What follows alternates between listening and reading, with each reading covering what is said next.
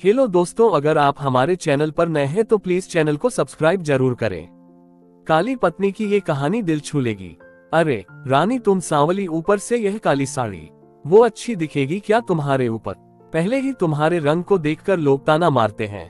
पूरब रानी को बोला, देखो ना पूरब, मैं बोलती तो कहती, सास बोलती रहती है हमेशा। ऐसा लगता है जैसे कौवे को काला टीका लगाया हो। पति और सास का बोलना सुनकर जरा उदास हो गई। वो काली नहीं थी, कृष्ण वर्णीय और रानी नाक नक्शे में अच्छी थी। पर पति और सास कलर को लेकर रानी को हमेशा ताना मारते थे। क्या करेगा वो भी, वह गोरा और रानी कृष्ण वर्णीय। लोगों का क्या, वो तो नाम रखने में PhD होते हैं। ब्लैक और व्हाइट जोड़ी बोलते थे दोनों को। पूरब का मन वैसे साफ था। रानी को अगर कोई कलर को लेकर बोलता तो उसे जरा भी अच्छा नहीं लगता था, इसीलिए वह भी थोड़ा बहुत बोल देता था ताकि वह जिद ना करे। लेकिन जब वह बोलता था तो उसे इस बात का पछतावा होता था। उसकी माँ घर में हमेशा कड़वाहट रखती थी। आज भी वैसे ही हुआ। घर में उत्सव के माहौल में सुबह जब सास ने रानी से बात की तो वह थोड़ी घबराई हुई थी। उसका चेहरा भी शांत था। पूरब वास्तव में खुद पर शर्मिंदा था।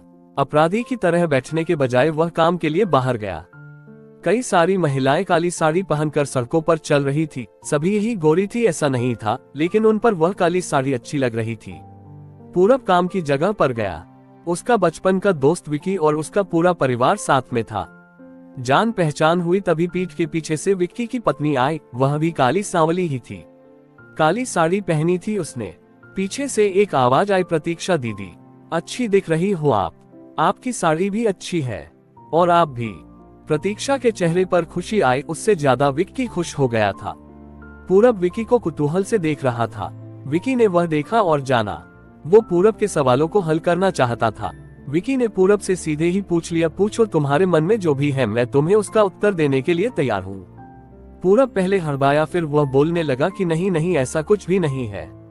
विकी ने पूरब से कहा, तुम मुझे नहीं जानते कि मैं लोगों का मन कितने अच्छे से पढ़ सकता हूँ। तुम तो मेरे बचपन के मित्र हो, तुम्हारे मन की बात भला मुझसे कैसे छुपी रह सकती है। विकी आगे बोला, चलो ठीक है, तुम्हारा सवाल भी मैं ही बता देता हूँ। तुम यही सोच रहे हो ना कि मेरी पत्नी जो रंग से काली है और आज उसने काली साड़ी पहन रखी है, फिर भी वह और मैं इतना खुश कैसे? पूरब सब कुछ शांति से सुन रहा था और कुछ भी बोल नहीं पा रहा था। विकी बोला, काला रंग ऐसा रंग है जिसमें दुनिया का कोई भी रंग मिला दे वह कभी नहीं बदलता, यानी कि किसी और रंग की संगत में वह अपना अस्तित्व कभी नहीं छोड़ता। इसी प्रकार प्रतीक्षा भी दिल से एकदम उस कलर के जैसी है। कभी भी रंगीन ना होने वाली लड़की है। वह अपने मर्जी से जिए, यही मुझे लगता है। मैं उसे खुश देखना चाहता हूँ। लोगों का क्या, वह तो बैठे ही है बुरा भला बोलने के लिए। गोरी औरत रही तो छिपकली बोलते हैं, काली होती है तो चूहा या कौवा बोलते हैं। क्या क्या नहीं बोलते लोग। ताना मारने वाले मारते रहे, हमें हमेशा खुश रहना चाहिए। वही मैं अब कर रहा हूँ।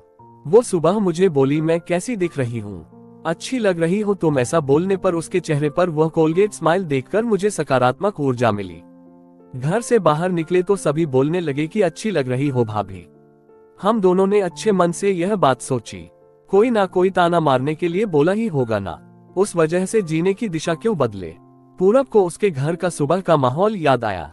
वह खुद पर ही चीर गया। उसे लगा वो सचमुच में गलत था। मैं ही रानी को दुख देता हूँ, उस वजह से सब उसे बोलते हैं। अब मुझे ही अपनी भूल सुधार कर उससे माफी मांगने होगी। उसने हंसते हुए विक्की को अलविदा कहा। अपना काम निपटा कर वह एक साड़ी की दुकान पर गया। रानी के लिए उसने काले रंग की साड़ी ली और घर गया। घर जाने के बाद रानी शांत बैठी थी। उसने रानी को आवाज दी और साड़ी उसके हाथों में दे दी। रानी को जरा अलग ही लगा। उसने प्रश्नार्थक नजरों से पूरब की ओर देखा। उसने बॉक्स खोलकर देखा तो काले रंग की साड़ी थी। रानी, मैं लाया हूँ तुम्हारे लिए ये साड़ी, आज पहन के दिखाओ कैसी दिखती हो तुम। अच्छी नहीं लगी तो बदल देंगे साड़ी को। देखने तो दो कैसी दिखती हो तुम इस रंग में। रानी को जरा अच्छा लगा। चलो तैयार हो जाओ, जल्दी हम जरा बाहर जाकर आते हैं। एक क्लाइंट के पास जाना है, उन्होंने बुलाया है जोड़ी में। पूरब का बोलना सुनकर रानी तैयार होने गई। काली साड़ी, उस पर हल्का सा मेकअप और लंबे बालों की चोटी। पूरब भी क्या, पूरब की माँ भी रानी को देखते ही रह गई। पूरब बोला, रानी सॉरी। हाँ, अरे लोगों की बातों में आकर मैं तुम्हें हमेशा बोलता रहा और खरा सौंदर्य किसमें है यह मैं भूल गया था। रंग दो ही है, ये जानकर फिर जीना छोड़ दे क्या? अपनी खुद की पसंद छोड़ दे क्या? तुम्हें काली रंग की साड़ी पहनना बहुत अच्छा लगता था ना? पर मैं हमेशा तुम्हें टोकता रहा। अब मुझे समझ में आया, किसी भी रंग में रंगते वक्त मन साफ हो तो खूबसूरती निखरती है। तुम चाहती हो वैसे ही जियो, मैं कभी भी तुम्हें नहीं बोलूंगा। और हाँ, सचमुच सुंदर दिखती हो तुम। तुम्हारे रंग पर अच्छा खिलता है ये काला रंग। रानी के चेहरे की लाली और भी ज्यादा बढ़ गई थी यह बात सुनकर। शर्मा कर वह पूरब को बोली, क्या आप भी? पूरब ने रानी का मुस्कुराता हुआ चेहरा देखा और उसके बदले हुए विचारों से पूरब खुश हुआ। मन ही मन में पूरब ने विक्की को धन्यवाद किया, क्योंकि यह परिवर्तन विक्की के शब्दों द्वारा हुआ था। खूबसूरत दिखने के लिए खूबसूरत दिखना जरूरी नहीं है, बल्कि खूबसूरत सोच होना जरूरी है। इंसान का अगर मन सुंदर है तो इससे कोई फर्क नहीं पड़ता कि वह किस रंग का हो। आपको ये कहानी कैसी लगी हमें कमेंट करके बताएं।